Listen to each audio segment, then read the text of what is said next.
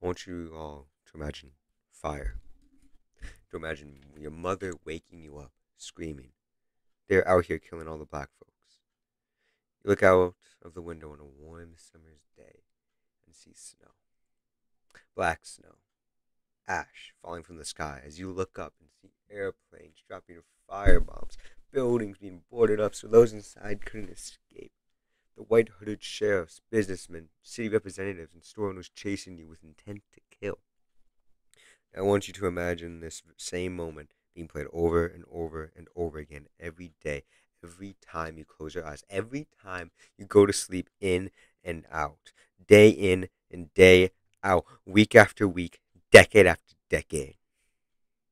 This was the reality of the black innocents of Tulsa, Oklahoma on May 31st and June 1st, 1921.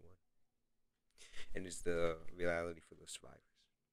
It was the unbelievable fear and need to get out or risk of death by the now deputized white citizens. Even with most of the survivors long since dead, the ramifications and impact is still felt to this very day. For that, let me introduce you to the concept of generational wealth. Generational wealth is basically things being passed down from generation to generation, like money, assets, and wealth. This is one of the main reasons why black and brown people still continue to struggle, because we've not been allowed to occur from things like slavery, debt peonage, redlining, as well as simply killing them whenever they did get successful, which they did.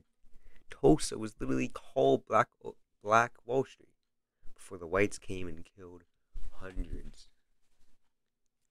There wasn't even any basis in facts for why it happened. It's an extremely common reason a white woman accused a black man of assaulting her, so now automatically he's guilty. They skillfully used their press as well to make it seem like a fact and seem like they should galvanize together to kill these animals with headlines like "Nab Negro for attacking girl in elevator," which literally means grab him. Nab means like to nab him, to grab him. They made it seem like it was the civic duty of the white men to repay in kind by lynching him. They almost did, but the black citizens refused to let it happen. Groups of black veterans came to try and protect him. They were turned away by the sheriff's office twice, the second time proving fatal. The veterans were leaving. The second time, a white man tried to disarm one of the veterans, causing the gun to go off. All hell to break loose.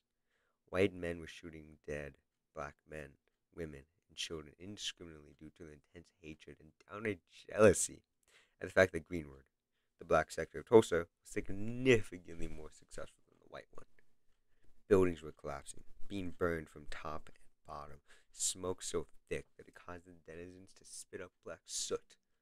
There were corpses strewn all over the city, with some still even having their eyes open, gazing at the survivors with cold, dead eyes, as if they were still alive, but just unable to move, unable to ever move again. Heads popping like balloons from shotgun blasts, fueling the streams of red coating the streets like paint on a canvas. Corpses littering the streets, bodies hanging from trees, babies thrown into burning houses.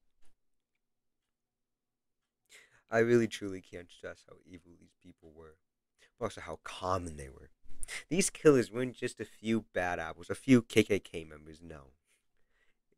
Just like January 6th, it was the shop owners, the neighbors, the kids down the street. It was the community. While it is likely that not all members participated or even agreed with it, they certainly didn't do anything to stop it. In 2 days, these devils murdered at many as at as many as 300 people.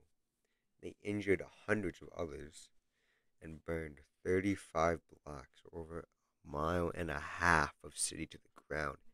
And not a single of the white instigators have ever since been charged in over a century, let alone punished for these crimes against humanity. And the only ones to be punished were black folks.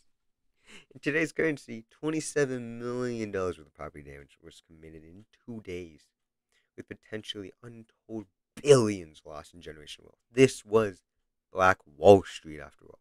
It was literally called Black Wall Street. This is why I believe we the people need to stand up and not just take this.